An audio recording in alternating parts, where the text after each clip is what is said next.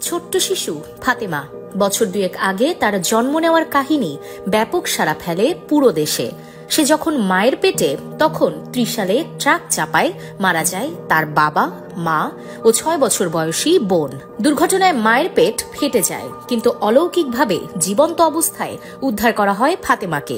সেই শিশুটি বড় হচ্ছে ঢাকার আজিমপুরে অবস্থিত ছোট্টমণি নিবাসে। সরকারিভাবে তার দেখভাল করা হচ্ছে। কিন্তু ফাতেমার দাদা দাদিকে দেখভাল করছে কে? এগিয়ে আসেন তারেক রহমান। খোঁজ নিয়ে জানতে পারেন শিশুটির দিনমজুর বাবা জাহাঙ্গীর আলম ছিলেন পরিবারের একমাত্র উপার্জনক্ষম ব্যক্তি। জাহাঙ্গীরের মৃত্যুতে তার বৃদ্ধ বাবা মা যেন অসহায় হয়ে না পড়ে, সেজন্য প্রতি মাসে ত্রিশাল উপজেলার মঠবাড়ি ইউনিয়নের রায়মণি গ্রামে শিশু ফাতেমার দাদা মোস্তাফিজুর রহমান বাবুলের কাছে মাসিক বাজার পৌঁছে দেওয়া হয়। আর এর পুরোটাই বহন করেন বিএনপির ভারপ্রাপ্ত চেয়ারম্যান তারেক রহমান। এটি তার মানবিকতার ছোট্ট একটি উদাহরণ মাত্র। এরকম হাজারো পরিবারের দায়িত্ব কাঁধে তুলে নিয়েছেন তারেক রহমান। এজন্য তিনি কারো রাজনৈতিক মতাদর্শ বিচার করেন না। অনেকটা গোপনে এই ধরনের কাজ দীর্ঘদিন ধরে করে আসছেন তিনি, যা কখনো সামনে আসেনি। তিনি নিজেও এসব কাজ প্রকাশ্যে আনতে চান না। শুরুতে বৃদ্ধ ও এতিম এমন ২৫টি পরিবারের দায়িত্ব নেন তারেক রহমান। পর্যায়ক্রমে এই সংখ্যা ১৩০০ ছাড়িয়েছে। দরিদ্র, অসহায় কিন্তু মেধাবী এমন অনেক শিক্ষার্থীর যাবতীয় খরচ বহন করেন তারেক রহমান। এসব শিক্ষার্থীর মধ্যে ১৪ জন চিকিৎসক হয়েছেন, মেডিকেলে পড়ছেন আরও কয়েকজন, ৭ থেকে ৮ জন ইঞ্জিনিয়ার হয়েছেন। সেনাবাহিনীতে যোগদান করেছেন ২ জন, যাদের যাবতীয় খরচ ৫ম শ্রেণী থেকেই বহন করে আসছেন তারেক রহমান।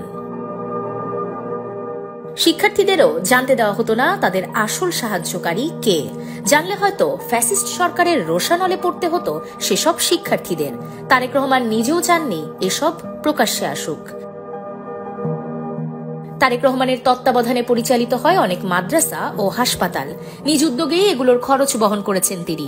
অনেক জায়গায় বিএনপির স্থানীয় নেতাকর্মীরাও জানেন না তাদের সেই মাদ্রাসা ও হাসপাতাল চলে তারেক রহমানের সরাসরি তত্ত্বাবধানে। বগুড়ার গাবতলী থানায় লাঠিগঞ্জের ৩ মাথার মোড়ে এতিমদের একটি মাদ্রাসা রয়েছে। সেখানকার বেশিরভাগ শিক্ষার্থীর দৃষ্টিশক্তি নেই কিংবা আংশিক আছে। এমনকি এই মাদ্রাসার প্রধান শিক্ষকও অন্ধ। ২০১১ সালে এই মাদ্রাসার তথ্য জানতে পেরে এটি পরিচালনার দায়িত্ব নেন তারেক রহমান। ২০১৭ সালে মাদ্রাসাটিতে একটি চক্ষু ক্যাম্প আয়োজন করা হয়। সে সময় পরীক্ষায় দেখা যায় কিছু শিক্ষার্থী চিকিৎসা পেলে সুস্থ হয়ে উঠবেন। জানতে পেরে তাদের চিকিৎসার যাবতীয় দায়িত্ব নেন তারেক রহমান। ৭ জন শিক্ষার্থী এখন চোখে দেখতে পান। বগুড়ার এই এতিমখানার মতো সারা দেশে আরো ৫টি এতিমখানার দায়িত্ব নিয়েছেন বিএনপির এই ভারপ্রাপ্ত চেয়ারম্যান। এই পর্যন্ত ১২ জনের কৃত্রিম হাত পা সংযোজনের ব্যবস্থা করে দিয়েছেন তারেক রহমান। তারা বিভিন্ন সময়ে আওয়ামী লীগ নেতাকর্মী বা পুলিশি নির্যাতনে হাত পা হারিয়েছেন। এছাড়াও গুম, খুন হওয়া ব্যক্তিদের পরিবারগুলোর মধ্যে ৩ জনের বিয়ের আয়োজনও করেন নিজ উদ্যোগে। অনেক জায়গায় অসহায় পরিবারকে নিজের উদ্যোগে ঘর নির্মাণ করে দিয়েছেন। আর বিএনপির যেসব নেতাকর্মী বিভিন্ন সময় আন্দোলন করতে গিয়ে নিহত হয়েছেন, হাসিনা আমলে যেসব বিএনপি কর্মীকে খুন করা হয়েছে, তাদের পরিবারের পাশেও দাঁড়িয়েছেন তারেক রহমান। লক্ষ্মীপুরের কমলনগরের যুবদল নেতা ফেরদৌস, হাসিনা আমলে তাকে পুলিশ ধরে নিয়ে নির্যাতন চালিয়ে হত্যা করে। নিহত এই যুবদল নেতার পরিবারকে ১ খণ্ড জমি কিনে ঘর নির্মাণ করে দিয়েছেন তারেক রহমান।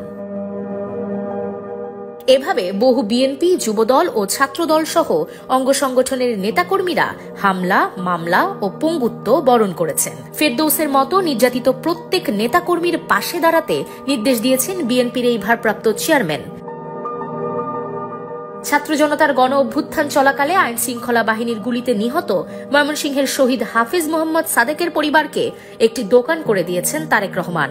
এভাবে ছাত্র জনতার আন্দোলনে নিহত ও আহতদের এই পর্যন্ত ১৫০ জনকে সহযোগিতা করেছেন তিনি। অসহায় মানুষের পাশে দাঁড়ানোর যেই শান্তি, সেই আত্মতৃপ্তি লাভ করাই তারেক রহমানের মূল উদ্দেশ্য।